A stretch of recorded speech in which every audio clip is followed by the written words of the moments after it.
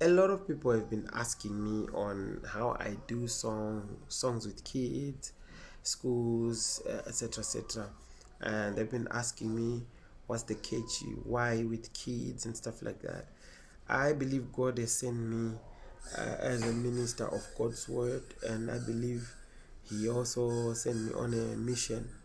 I do love working with kids, and I understand a lot of people have been saying every song that I do with kids is a hit, and most of them they are popular songs that are on the market. And I thank God for making me able to work with kids, and for making it possible for me to relate and be able to execute nicely.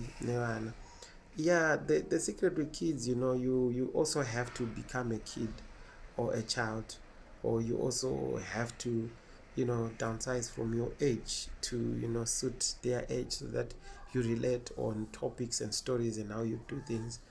So yeah, that has been a secret, and that has been one of the weapons, and that has been one of the reasons why most of our songs we do with kids are popular, and they get million views, and they get so popular on radios and stuff. And I believe God has called me for that purpose, and to teach the young ones as they are growing. I've worked with Sandringham High School Choir, and it was, I think that was one of the first projects that I've ever done with my producer McDonald Chidawayenzi back then.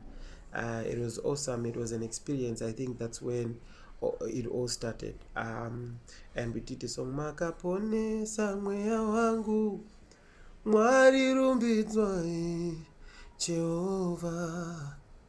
Makaponesa Mweya wangu, Mwari rumbidzwa Jehovah. It's a song, Ndibata Moyo, and kids singing it all loud and in oneness, and it was so pure. And I think those were the early days of my career when we did songs like that, and they have a true meaning in my life. And when I look up to those songs, they remind me of how God um, eh, has been operating in my life. And I thank God for what He has done. I thank God for what I have achieved. I thank God for where I'm going. I thank God for the people surrounding me. I thank God for the pastors and everybody who is praying with me right now. So when I did this song, it was a song from the teacher.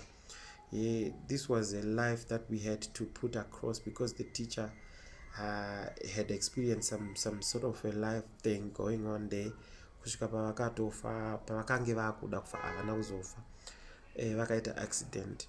So it was so beyond kuti madoctors anga atoti it's, but so when we were in the studio, he shared up, because we were trying to find a way. We were trying to figure out which song can we, what song can we do.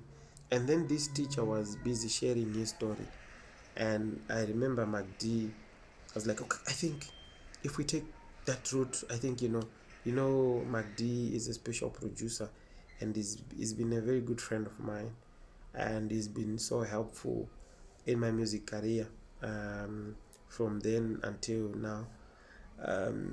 He's been so instrumental. He's one of the guys that has stood by me in terms of recording and in terms of shaping the music, the direction that it should go. There's a whole lot of stuff that happens behind the scenes in the studio that you don't get to know, that you don't get to see.